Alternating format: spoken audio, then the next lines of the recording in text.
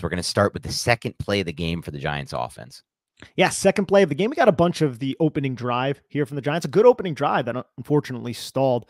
But I liked this play because it's split pack GT bash quarterback counter with a bubble on the backside. So look what the Giants are doing here. You're going to pull Evan Neal and Marcus McKethan. You can kind of see how they're off the line of scrimmage a little bit. And you have split back with Wan'Dale Robinson offset. So the Giants are going to go into the mesh point here.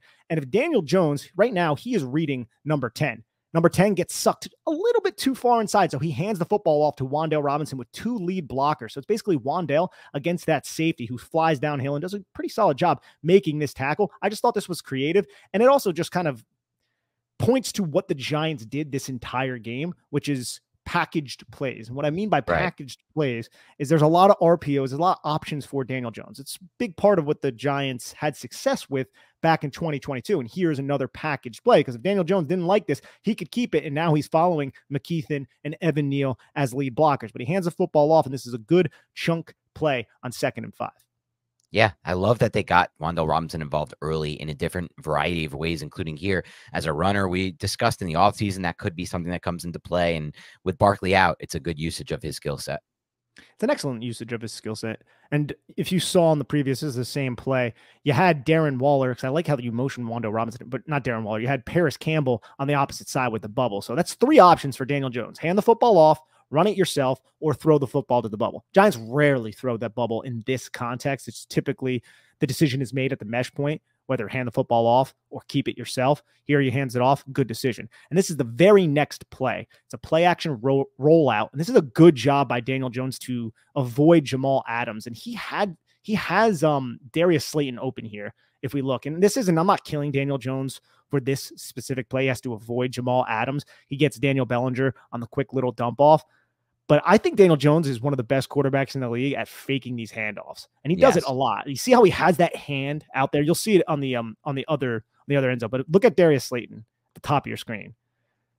It's pretty open right there.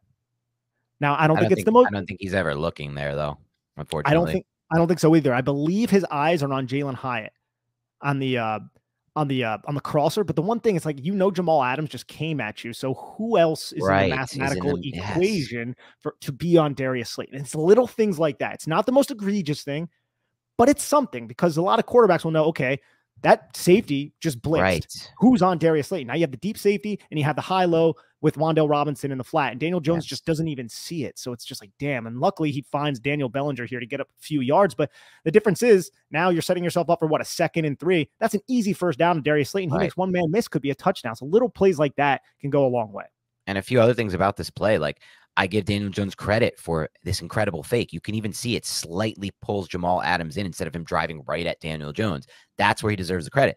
The reason why there's some where you kind of take away a little credit is, why are we the team that opposing teams can just shoot off the edge against? Because no one respects Daniel Jones' ability to throw down the field. So they're just shooting guys off the edge consistently, because they don't have to put players like Jamal Adams in the deep half because of what Nick said. Jones is looking toward the sticks. And this is something my brother brought up last night at the game, Nick. And I put up a clip, the Wan'Dale Robinson clip you put up. I thought it was another good example of that.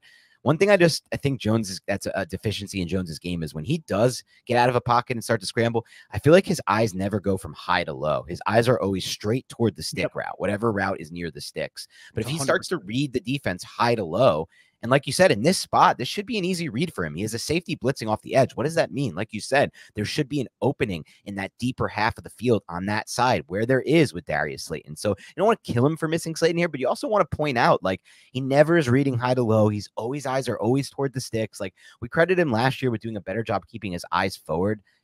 To some extent he did, but it's still like we never see the throw to Slayton here. We never see him roll out and throw something downfield. It's always to the sticks, and it's an issue for this team because, yes, he got he got a little completion here. They move the ball eventually, but you want the quarterback to understand, with the safety screaming off the edge, there could be something open in that deep half. And unfortunately here, he doesn't see it. No, and he doesn't see it often, unfortunately, if we're just going to call a spade a spade. But look, ball to ball right there. Daniel Jones is one of the best at faking those. Ball to ball, and you're right. Jamal Adams changes his path, and then he's like, oh, crap, Daniel Jones is athletic, gets out of it. But he had Slayton here, and he missed it, and it is what it is. He didn't seem like he was even looking in that direction. And here we have a 3rd and 6, and I just wanted to – this is one of those first big plays of the game where I was like, Yeah, I love having Wan'Dale Yeah. Robinson back on the roster. This is just a simple, this is something the Giants run, something everybody runs. You have a 3-by-1 set. Matt Breida's offset to the weak side. And the 3 is, that means the innermost receiver is Wan'Dale Robinson. He is just going to run a quick little stick route. And you're going to use the number 1 and the number 2 to clear out space for Wan'Dale Robinson. And you have that pick right there by, I think it's Darius Slayton, who's the number 2 wide receiver, about 5 yards outside of Wan'Dale Robinson. He runs directly at his defender through the inside shoulder, which creates a pick against the off-leveraged defensive back who's over the top of Wan'Dale Robinson. And then there's nobody around Wan'Dale Robinson for a 3rd and 6. This is just a well-schemed play. A lot of NFL teams use it. It's not novel, and it's well executed by the Giants. Yep. Great play. Well executed, and you get the natural pick. They're never going to call offensive pass interference there because they shouldn't. It's by the rules a legal play. Good job by Jones to throw from the far hash too. It's somewhat of like a far hash throw. He's lined up on the on the right hash and he throws the football. So, decent play there. Here, what's the next play we got going here? 2nd and 11. Yeah, this is a 2nd and 11. This is still on the first drive, I believe. This is a good cover 3 beater. And Jones ends up picking up 8 yards with his legs on the 2nd and 11 with 10:18 left in the first quarter. You have the jet motion, something the Giants incorporate a lot of with Paris Campbell, single back formation with Darren Waller as the wing out of 11 personnel. And look how many guys are kind of open on this play. Because this is a cover 3 beater. You're just running 2. Everybody's off leverage. You can see it's middle of the field close with the middle of the field safety. You have both cornerbacks who are in off leverage here. And both of them are just going to curl up in the voids with two offensive receiving weapons running to the flat in Paris Campbell and Gary Brightwell, which is going to expand the curl flat defenders. So in cover 3, both those curl flat defenders are going to be expanding outside of the numbers. And both of these wide receivers are curling just inside of the numbers. And Daniel Jones, look, the pocket isn't great with Evan Neal, who does a solid job recovering here. But there are throws to be made here, and it just doesn't happen. But he ends up picking up 8 yards. Again, I'm not killing him for this specific throw, but the play call had 2 receivers come open against the defense that, I mean, you watch the film. Right. How much did Seattle run cover 3? It was just cover 3 basically most of the game, cover 3 and cover 6. And it's just another throw that just didn't happen when it could have, really. And these are the types of holes you want to find against cover 3, right? Like those 2 curls are throws that you can make. There are people somewhat in the vicinity, but you can stick those balls in there. And I just think like, this is kind of one of those examples. This isn't even the best example of it, but this is kind of one of those examples where I just wish he would reset the pocket like I see Geno Smith doing all game and shuffle his feet and find a new landing spot within the pocket so he can throw the football. But, they taught him to run last year, and he likes to run a lot. And I feel like this year even more so. And I feel like this year he's staring down the line way more than he did last year. I think his eyes are going straight to the line off the snap, and I don't blame him. I get it. The pressure's bad, but some of these pockets, it'd be nice to shuffle and reset, stay in the pocket, because you're going to find your passing solutions from within the pocket. When you do run like this, your options are either run like he does here and pick up some yards with his legs, which he did a great job of last season, and he did a great job of in this game, or get lucky and throw a sideline type of throw, like off a scramble type play. But at that point, you're giving the defense the edge because the structure is broken from the play. The rhythm and the timing is broken from the play, from the passing standpoint as well. So, yeah. I honestly think, dude, there are certain plays where Daniel Jones, he's trying to extend the play and use his legs, which, we applaud that. But you just got to stay in the pocket. He does it too much. Like, how many times did he evade clean pockets? That's my thought. I think people don't realize it. People who saw the broadcast and people were shouting at us, but like, he evaded a good amount of clean pockets in this game. Not a good amount, but enough, right? Enough. And we can go over some more of those as well. Yeah, so here are some telltale signs that the Seattle Seahawks are going to bring pressure. This is the play here. I'll run it real quick.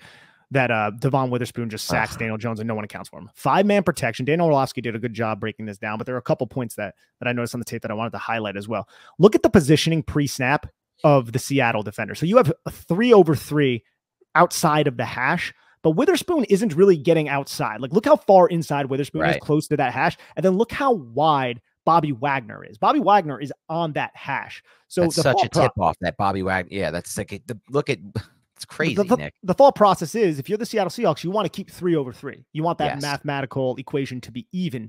So you're going to put Bobby Wagner in a position to where he can easily cover whoever is going to be the inside release from that 3 wide. You're cheating him over there pre-snap.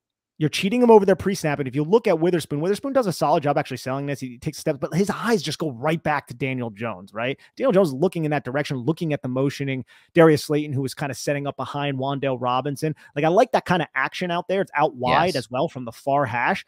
But Jones needs to realize that this player might be coming. That has to be in your account. That has to be in the back of your mind. And he just overlooks it. And again, the Giants aren't even going to look at the field side where the 3 wide receivers are. Instead, they're going to try to get the football to Darren Waller, it appears like here, who was open, but it didn't matter because Seattle Seahawks brought this pressure because they probably figured that it would not be accounted for with the running back on the opposite side and the tight end on the opposite side, knowing that it's going to be a 5-man protection. It's going to be on whoever, maybe Daniel Jones, to account for Devon Witherspoon here. Nobody accounts for him, ends up being a sack. Ideally, you want him to slide protection. Ideally, you want him to move Matt Breida over the running back and flip where he's blocking from, or you just want Jones to read it and try to throw hot. One of those 3 things. It's to read it in the hot, in my opinion, right? Yeah. Because you know that guy could possibly come, because it ends up being 5-on-5. You have 5 guys on the line of scrimmage, but the end man to the boundary side ends up dropping off. You see him drop off. So you still have 5 rushers, but the protection never slid in that direction. And maybe it shouldn't, but you have to just be aware of the fact, oh crap, that guy could be coming. I got to count him in the blitz count. Right. If he does come, throw hot, which Daniel Jones did, I think, on the first play of the second half, if I'm not mistaken, to Wan'Dale Robinson. Yeah, he did do that on that play. And the Giants are very lucky that this wasn't a sack force fumble, because if you look at it, Daniel Jones seems completely unaware of the free blitzer. But my whole thing is like, yes, he had a good example of that in the second half, but in my mind, in year 5, dude, you have to be there. There can't be any of these anymore in year 5. If you're a great quarterback, like if you're just some developing dude who's like decent at times, like fine. But like Tom Brady, Eli Manning, all the good ones, they never have these issues. They're in so much control over the line of scrimmage pre-snap, and where they're not missing free blitzers like this, especially not like they may miss a free blitz if it's so well designed and disguised, right, Nick? But this is not that well designed and disguised. Bobby Wagner's not in the middle of the field. He's cheating over from the snap. Look at where he's aligned. Like, you got to be able to figure this one out as a 5th-year quarterback in everyone's mind, not my mind, everyone's mind, including Brian Daboll's, probably Daniel Jones's too, and Mike Kafka and Tierney and everyone. Like, you have to understand, this is not us being critical of Jones, not nitpicking Jones. It's 5th year. We need him to start taking more control over the pre-snap protections and understanding examples. And I think I'd be less angry at this, Nick, if I didn't hear your breakdown, because I wasn't really smart enough to consider the Bobby Wagner wrinkle there. But with the wrinkle of Bobby Wagner cheating like that, it's a bad look, I think. You could see Wagner's head too. He's like turning and looking at those receivers, like those little like telltale signs, like not just your positioning and your spacing and your leverage, but it's also like Devon Witherspoon's looking at the quarterback and Wagner's kind of side eyeing. Oh, what are they doing over there with that motion? Let me see what's going on. It's just one of those things where you just got to be aware that could happen and have a contingency plan. You can't just go in there as a 5th-year quarterback and be like, oh, well, I'm just going to roll with this 5-man shitty protection that I'm going to get, and then just get absolutely clobbered. Yep. And now here is the 3rd and 11 where Daniel Jones misses Wan'Dale Robinson down the field. You can see him doing jumping jacks, getting his cardio in around the 40-yard line.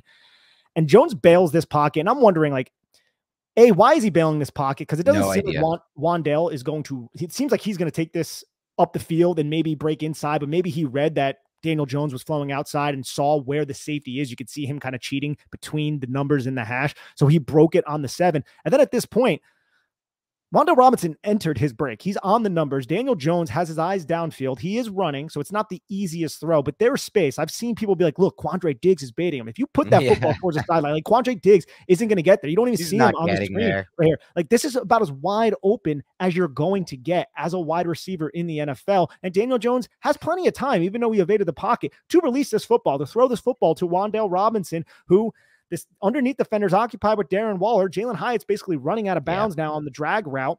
So everybody's getting sucked to the sidelines, but Wan'Dale is your clear read. But Jones is just looking at Waller to see if Waller can maneuver his way in front of the defender, similar to the interception that he threw a few weeks ago, where Waller, I think against Dallas, where Waller just kind of stayed put. He's looking for that instead of looking beyond that and being like, that safety had a lot of depth. That safety was at depth. So who the hell is covering Wan'Dale Robinson if you have those 2 defenders in the middle of the field looking at Darius Slayton? So this is just like, he's not doing the math in his head of where are the defenders in relation to my receivers.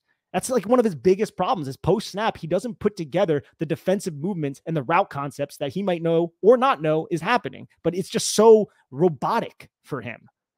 I think that was a great breakdown by you and a great way to kind of break that down in when you said he's not doing the math in his head, because that's what it is. Like, that safety's playing at a crazy amount of depth. Like, you guys can claim that he can't make the throw, but guess what? If you're saying he can't make the throw because of safety, that means you're by doing so, you're actually criticizing Jones, because Justin Herbert makes this throw every freaking time. And so does Patrick Mahomes. And so does all the quarterbacks who put you in Super Bowl contention.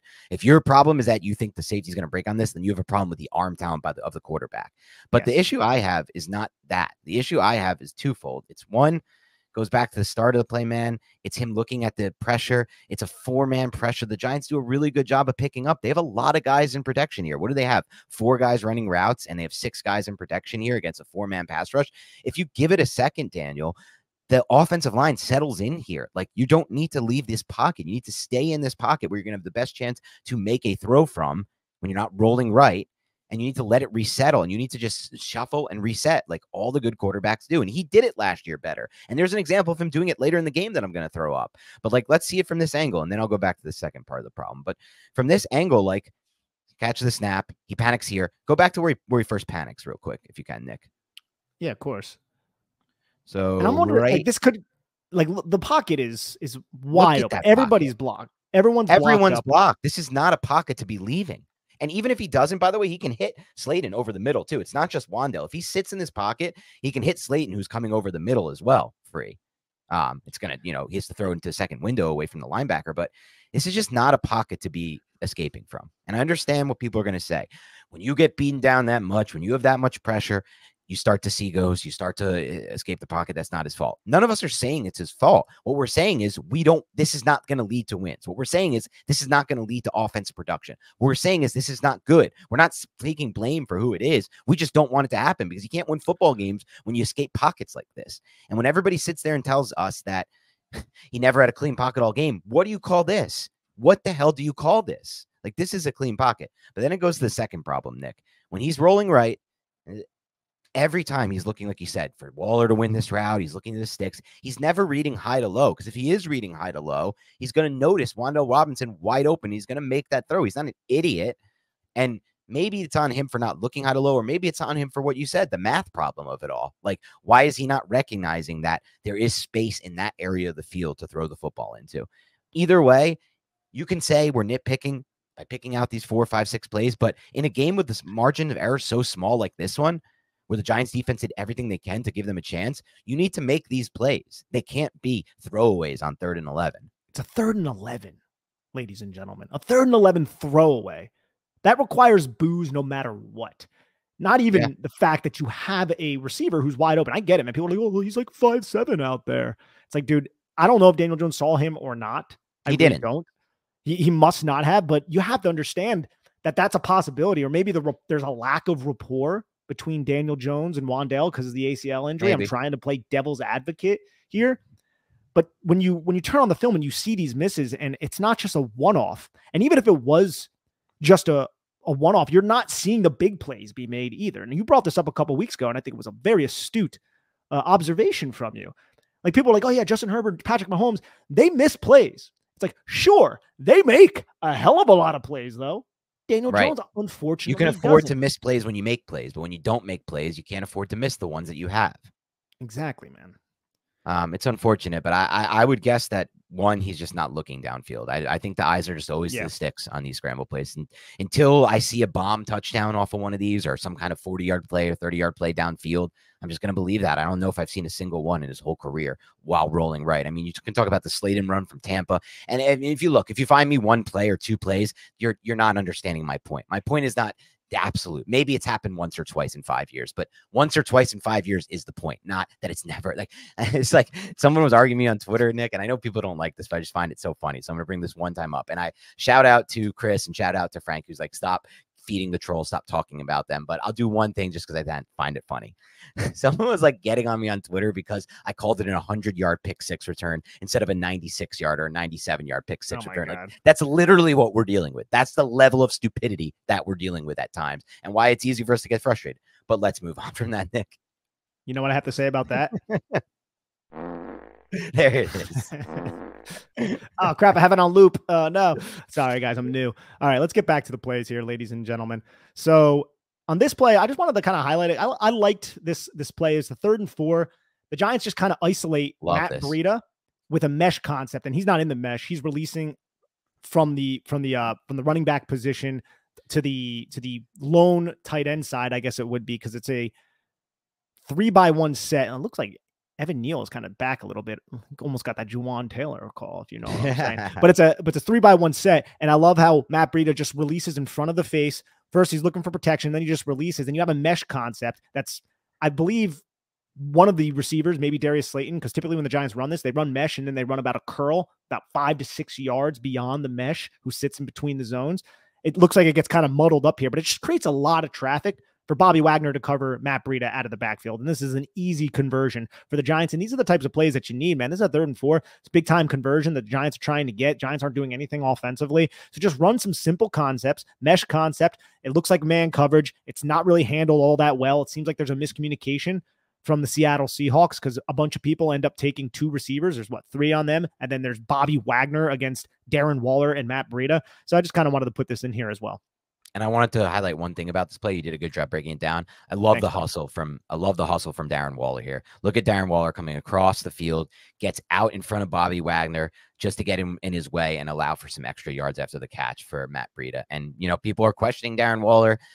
I don't really question him personally. No, I just think this offense is an absolute disaster, and that's the issue here. But I love his effort here in a spot like this. That's great effort. Kind of similar to another Giants player that the Giants, or another player the Giants traded for, like Isaiah Simmons on defense. The guy was hustling. Great effort in this game, Isaiah Simmons. Great everywhere. Looking forward to talking to that for the defensive podcast. All right, let's move on to this 2nd and 17 with 1:17 left in the second quarter. Let me just scoot through this real quick. This is the same play that we just watched. You can see Bobby Wagner is way out leveraged against Matt Breida. Look, by the time he reacts, Matt Breida is already outside the hash, and Bobby Wagner, according to Matty Brown, has stone feet. So just a good play design. But back to the 2nd and 17. This is the almost pick 6 that is thrown by Daniel Jones to Tariq Woolen. This is just how defenses are playing the New York Giants to the field side. The Giants don't really throw to the field side all that often, and they're playing the Giants to the flat. And what I mean by that is, look at Tariq Woolen. He's aligned about head up on the outside wide receiver, but his hips and his eyes are shaded to the number 2. So what are they running? They're running a trap coverage here. They want Daniel Jones to throw to the number 2 to the flat. And then Tariq Woolen is just going to drive down on it and almost come away with a pick 6. This is similar to the pick 6 that the Dallas Cowboys had when Saquon Barkley released to the flat. Trevon Diggs hit him, popping the ball up in the air for an easy pick 6. This is similar to the Indianapolis Colts game. This is similar to a lot of film when the Giants do decide to throw to the field side because, for whatever reason, Daniel Jones won't make the throw outside the numbers beyond 5 yards. He's going to throw to the flat. And these teams are inviting that throw. But for whatever reason, the Giants never throw it. And here the safety is at least, I mean, he's outside of the numbers, but you can make the argument that he could cover the ground from that distance. But there are other plays where it's not that case, and the Giants just aren't making that throw. You could throw back shoulder here, by the way. There's enough space to go back shoulder, or at least try it, right? If you go back shoulder, it's not going to be picked. It's going to be at least incomplete, and now they have to respect it, right? Like, that's the other thing. Like, try to make the throw sometimes. Make the freaking throw so they have to respect it, right? Like, I talked about this with Nick Turchin, Nick, who saw this play and you know, sent me a DM, and he said that I was right, that it was the coordinator making the play call, which I thought was interesting. He refers to it as press bail, read it coverage, which I wasn't too familiar with, Nick. So maybe you've heard of that and you can get into that. But yeah, but his opinion is, you're right. Like, the coordinator is making this play call because of Daniel Jones, and he's like, any kind of minor deception. He gave me the breakdown in case anyone's interested. Obviously, those who are long-term listeners know Nick Turchin. He's now a coach in college football. He's a very bright football mind. He said basically what it comes down to with Jones is any kind of minor deception he's not good with. He can't get his eyes in the right place, and in his opinion, they have to move on, the Giants, from Daniel Jones. So that's just his evaluation. I feel like has some value. Hard at this point. It would have been valuable information a while ago. It's I love how, you know, isn't that such like a Turchin breakdown too? Like, it's so terse and to the point. Like, there's no fluff at it to all. It's just like I love how he breaks. He's a very direct individual. He is a football guy. Like, that is what he is. Like, he lives, breathes, and eats football. That's his personality. He's what, when people talk about football guys, that's him. But yeah, so just I'm a big fan of Turchin. We had a lot of good times down in Mobile together. So well, I had a relationship with Turchin before I even knew who you were, which is kind of funny. But Yeah, so that press bail technique, though. So this is a cover 6 play, which is quarter, half, meaning that the defense is going to play cover 4 to one side of the football field and then cover 2 to the other side of the football field. On the cover 2 side, which is the Tariq Woolen side, you can get very creative with what his assignment is and how he executes said assignment. So here you can see how it looks like you're going to be in press, and then bail. Press bail means you're lining like you're going to press, but then instead you bail to whatever assignment is that you're executing at the time. From cover 6 on the cover 2 side, you can run Meg coverage, right? That means man everywhere he goes. You can do a lot of different things. Against the Giants, when teams are running cover 6, they are running some sort of variation, and the read part of the press bail read is he's reading the release of the number 2. So if that number 2 comes outside, he is going to cut underneath, and he's trying to come away with a pick 6. That's the issue, though, that the Giants have, is every time this cover 6 is ran, that flat defender is always doing that. He's always reading the release of the number 2, and it doesn't even have to have a number 2 receiver there. It could be the running back releasing from the flat, like we saw against the Dallas Cowboys. And in order to combat this, the Giants have to hit that honey hole. They have to hit the hole between the safety, or at least threaten it to the field side, and the Giants just do not do that with Daniel Jones. Yep. Unfortunately, they have not threatened it at all, and that's why you see a consistent array of corners sitting on these routes. And look at the leverage of the apex defender. The apex defender is this individual right here, right? If you look at that leverage, what is that telling Daniel Jones? It's the defense just hanging sugar out in front of him, being like, hey, we're sweet over here. Look at the leverage. You're going to win on that outside route. It's all bait, bro. They're just fishing against Daniel Jones with these types of throws. They're going to align him off and to the inside, saying, hey, you're going to win on this out route, but every single damn time, that cornerback is going to sit on that shit. That was another great observation by you, Nick, because I think that's like when Nick Turchin tells me any kind of minor deception he's not great with, that's a great example of that. That's a minor deception that the Seahawks use that trick him into thinking he has that. And of course he doesn't, because the other corner is just sitting on it. And look, you can tell by the reaction of Devon Witherspoon. Devon Witherspoon knows that's exactly what he's doing. He's not just giving that, you know, he knows. He's like, oh man, it worked. Oh, he dropped it. Oh shit. Like that's exactly, this is what defenses are doing to the Giants, whether you like it or not. I'm sorry. Yep. It's an unfortunate fact.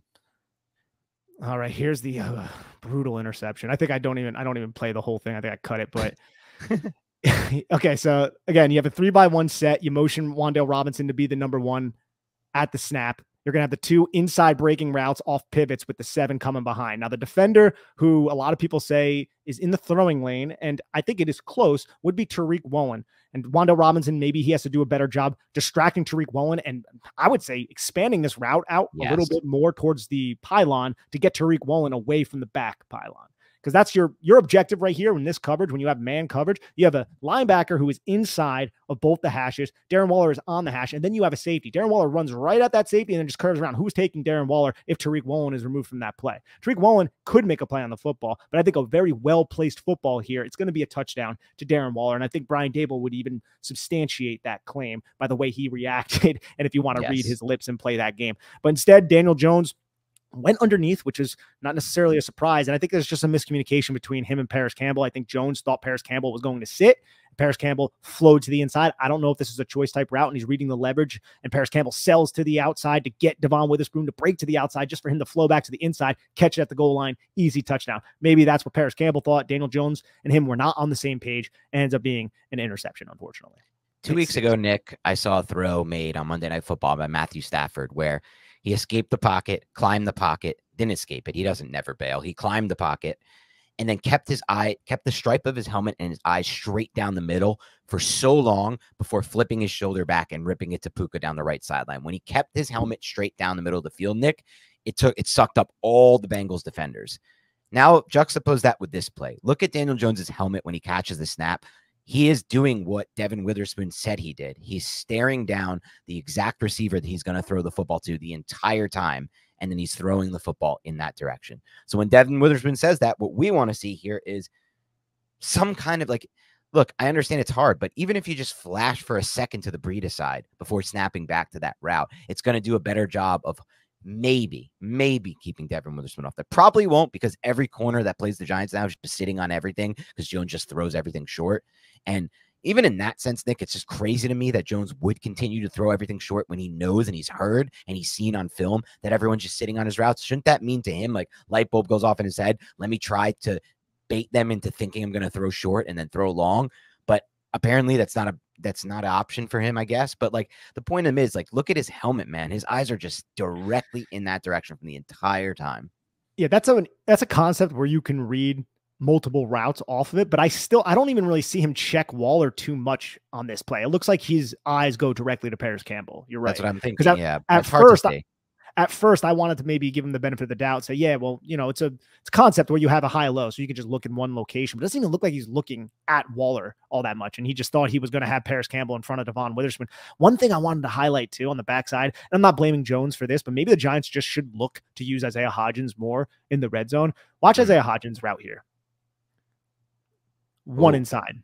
Yeah. Now, it's unfortunate that it cuts off and you have those two underneath defenders. So maybe you could say the football wouldn't be able to get there. But Hodgins is just very good at the top of his break. Watch him stutter those feet, delayed release, fire off that outside foot. And he's open against the cornerback who was on him now. And he was good in the red zone last year, Isaiah Hodgins. That's where he was probably the best red zone receiver.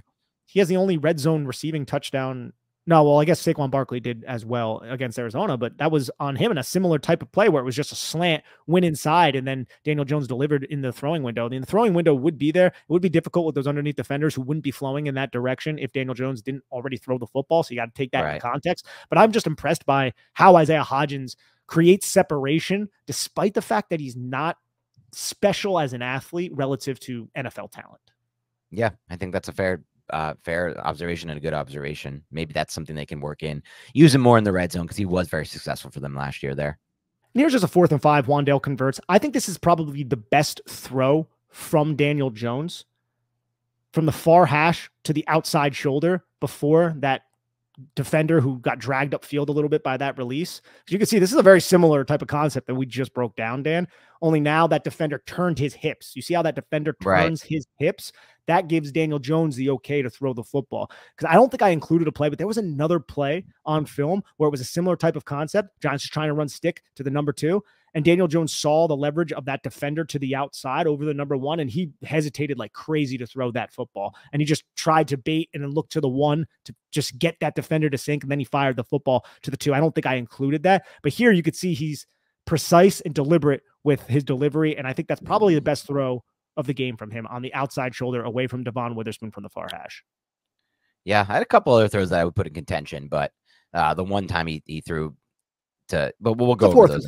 It's a 4th and 5. It is a 4th and 5. Yeah, this is definitely up there. It's 1 of 3 throws. He had 3 that can. I'd say 4. I would say the scramble play to Breida also deserves to be in the mix, where he kind of broke the pocket and found him on the sideline. And I wish I included that hesitant play because at least now on Jones's radar. Right. And you could see there is a distinct action from this cornerback that gives Jones the okay to throw the 2. And it's that flip of the hips right there. Yep. Once that defender flips the hips, Jones can fire the football, and Jones does. Well executed on a 4th and 5 by Daniel Jones. But at least now we're seeing on film, Jones realize how defenses are playing him. And I don't have the hesitant play in here, but I did see that. And then you have this play of him firing the football in a good location once that cornerback to the outside committed to the number 1. Exactly. All right, Nick, anything else on tape you want to go over before we break down some of the superlatives for the week? I have just the quarter 4, 2nd and 10 interception as well that we have. This is just, he waited way too long. But if you look at Darren Waller at the bottom of the screen, man, this is like another math thing. He's wide open at the bottom. And Paris Campbell just takes forever to clear. Bobby Wagner did such a good job sinking underneath Campbell. You can see how he expands. Daniel Jones trying to fire into that throwing window on the dig. But if you just look at the bottom of the screen, no one is with Waller, but that's not where Daniel Jones' eyes were. Daniel Jones was looking for the dig route, stayed on the dig route. Predetermined. He's predetermining the dig route here. Way too long he stayed on the dig route. He sees 21 in outside leverage and knows he's going to have Paris Campbell against Bobby Wagner in the middle of the field. So it makes sense from that standpoint, right? And you have the safeties who are deep, but man, you just waited way too long, double clutched the football, and such a frustrating watch when you see him predetermined pre-snap stuff like that, like back to basic rookie type shit right here with this predetermined. I'm just going to throw the dig. I'm going to throw the dig. I'm going to throw the dig. And of course the dig's not there. No. And Bobby Wagner, I mean, he's old maybe, but he did a really good job. This is the play I feel like a lot of people are getting really pissed at Evan Neal for, because you can see how Evan Neal blocks Darren Waller. Oh, Darren Waller, yeah. I mean, I think that's overblown. He's trying to get he's trying to get Darren Waller out on his route and then assume his assignment. Yeah, he's slow and he's not in the best position, but he's just pushing Darren Waller out of the way so he can handle the defender who loops inside, and then loops inside and ends up hitting Daniel Jones, of course, because he's Evan Neal. But that I'm not giving any much credence to. Oh, Evan Neal blocked Darren Waller. That's stupid and silly. Agreed on that front. And then I had the one Shane Lemieux play. Oh God, this one's gross. Yeah, so this is Draymond Jones, who is a pretty damn good football player. I'm looking at Evan Neal's feet, or I mean, Shane Lemieux's feet. I'm like, is he stepped up? No, man. He just gets uprooted and tossed to the side, bro. Like, that's just brutal. That shouldn't happen for a starting offensive lineman. And there was another play that was similar to this, but it was weird because Marcus McKeithen pulled, and the defensive lineman over Marcus McKeithen stayed with Marcus McKeithen. And Shane Lemieux thought he was blocking somebody else, and then he got blindsided, and he just got tossed to the side. And I was like, okay, a little bit understandable, just a miscommunication on who his assignment was. Defensive lineman pulled with McKeithen. You don't see that all that frequently. But then on this play, this was a couple plays later, I just see him just get tossed to the deck, and I'm just like, oh, gosh, it's brutal. All right, man. Yeah, the play strength is just not there for Lemieux. Lemieux is obviously somebody who they're just relying on because they have no other option, but I just think at this point, any kind of street free agent would be better than Shane Lemieux.